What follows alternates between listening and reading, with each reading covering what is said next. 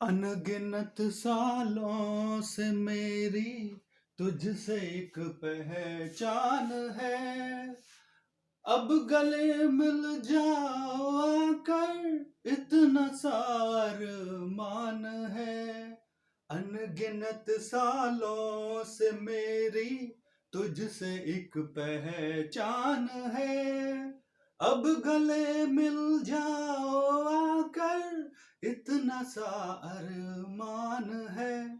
तुझे देखा, तुझे चाहा, तुझे पूजा मैंने, बस इतनी खता है मेरी, और खता क्या, बस इतनी खता है मेरी, और खता क्या। हेलो दोस्तों, आप सभी का स्वागत है आपके अपने YouTube channel Arya ultimate class पर। दोस्तों, मैं हूं अखिलेश उपाध्याय। आज मैं आपके लिए लेकर आया हूं होमोफोन्स, समान ध्वनि वाले शब्द। अंग्रेजी भाषा में कुछ ऐसे शब्द होते हैं जो बोलने में एक जैसे लगते हैं, उनकी स्पेलिंग थोड़ी अलग होती है।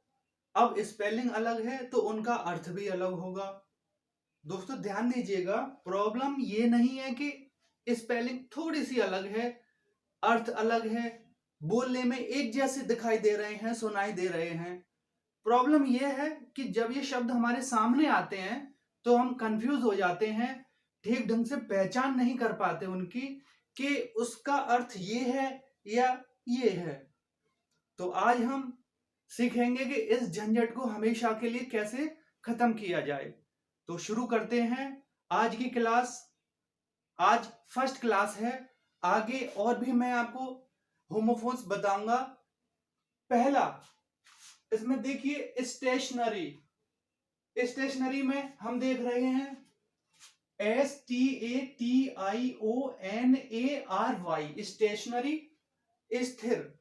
यहां पर हम देखेंगे ऐसी कौन सी ट्रिक है कि ये हमें हमेशा के लिए याद रहे। ए, इसमें ए है। अब देखिए ए से क्या होगा। अब ए से ये हो सकता है स्थिर, मीन्स कांस्टेंट, हमेशा के लिए। अब जब हम इंग्लिश सीखने जाते हैं तो सबसे पहले बोलते हैं कि हम ABCD से शुरू करेंगे, मीन्स स्टार्टिंग से शुरू करेंगे, अल्फाबेट से शुरू करेंगे अगर आपको कुछ नहीं आता है।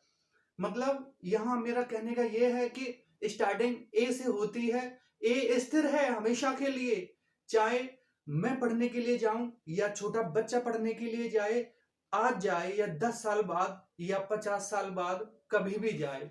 यहां हम इससे इस तरह से याद रख सकते हैं कि ए आ रहा है स्टेशनरी, वो होगा स्थिर।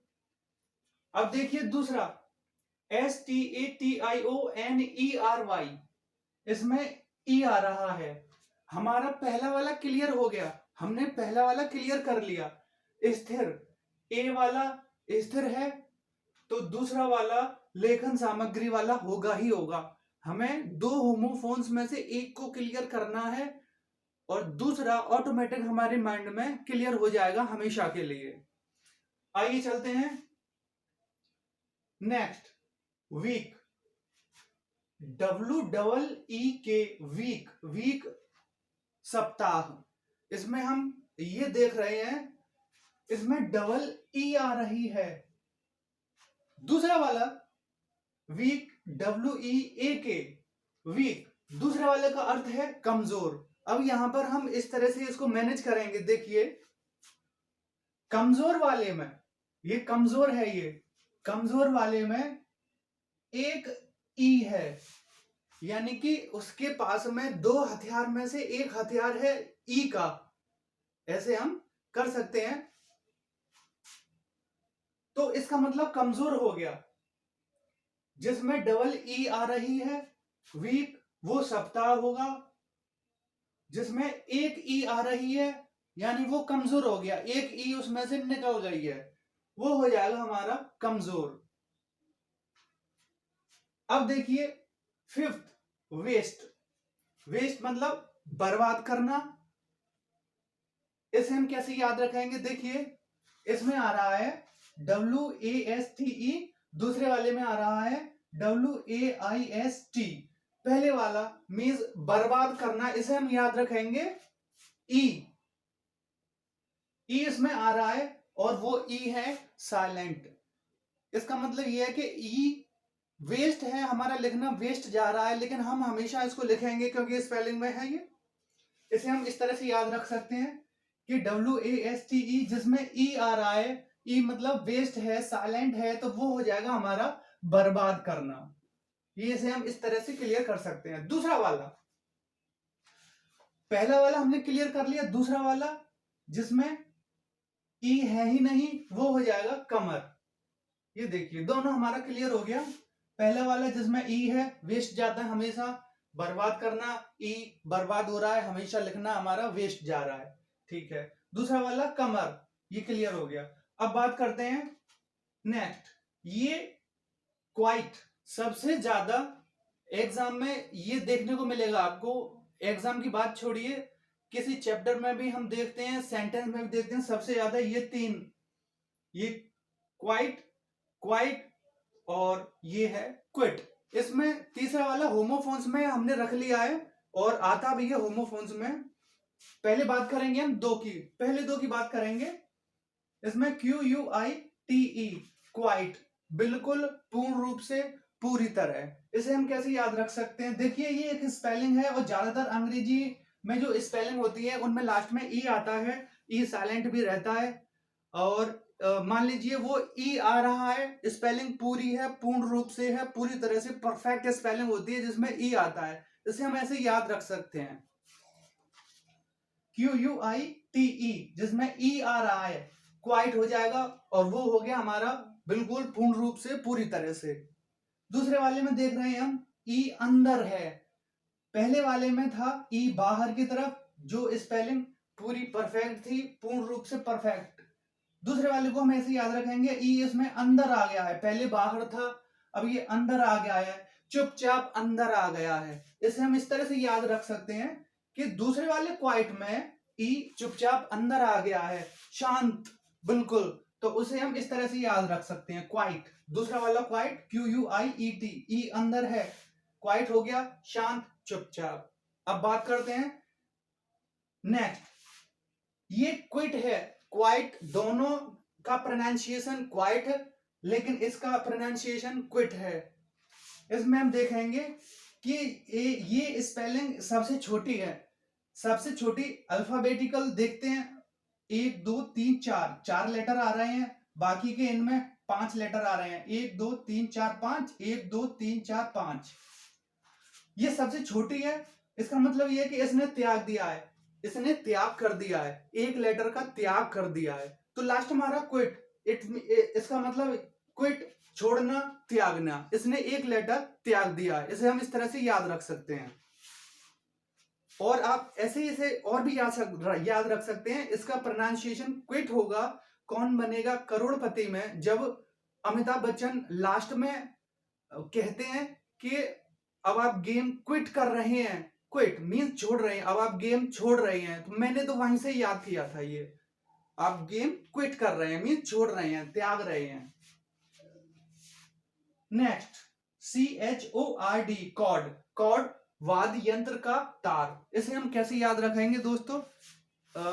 म्यूजिक के जो लोग शौकीन होते हैं वो जानते हैं कि कोरस, कोरस सिंगर के पीछे वाला जो समूह होता है, सिंगर के बाद पीछे से जो गाना गाने की आवाज आती है उसे कोरस बोला जाता है, उसमें CHO आएगा।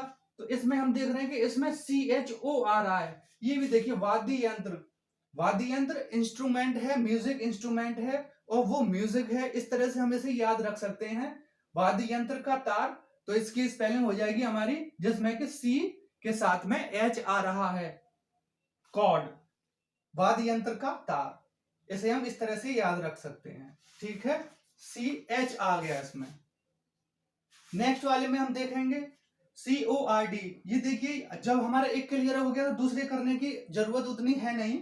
CORD, कॉर्ड, कॉर्ड मीन्स डोरी, ये सीधा सीधा डोरी के रूप में, डोरी कोई भी छोटी डोरी है उसके लिए हम यूज कर सकते हैं। नेक्स्ट डेयरी, डेयरी मीन्स दुग्धशाला।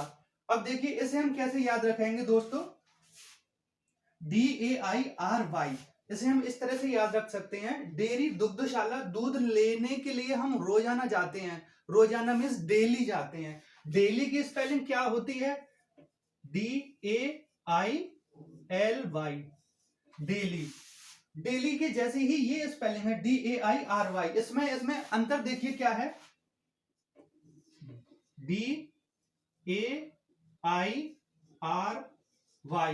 ये डेयरी है और ये डेली है, यानी कि दूध लेने के लिए हम डेली जाते हैं। डेली कहां जाते हैं, डेयरी पर। नेक्स्ट देखिए ये है डायरी, DIA, डाई। इसे हम इस तरह से याद रख सकते हैं कि इसका प्रोनाउंसिएशन देखिए कैसे है, DI, डाई हो गया ये, डायरी, DI डायरी। इसे हम कैसे याद रखेंगे, जैसे कि DI डाई, जैसे कि HI इसे बोला जाता है हाई।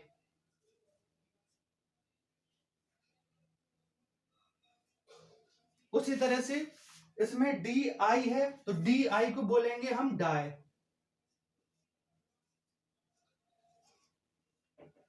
इसे हम इस तरह से याद रख सकते हैं, DI die, HI high, diary. पहला वाला हमारा क्लियर हो गया, डेयरी डेली, डायरी DI से डाई और HI से हाई, इस तरह से हम क्लियर कर सकते हैं।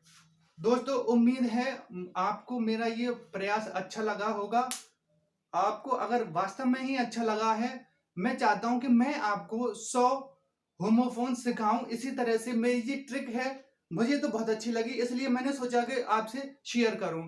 इसे आप सब्सक्राइब करिए, लाइक करिए, शेयर करिए, क्योंकि अभी तो ये शुरुआत है। ग्रामर में ऐसी चीजें मैं आपको सिखाने का प्रयास करूंगा, आप बोलेंगे कि ये हमें पहले क्यों नहीं मिला। Thank you very much.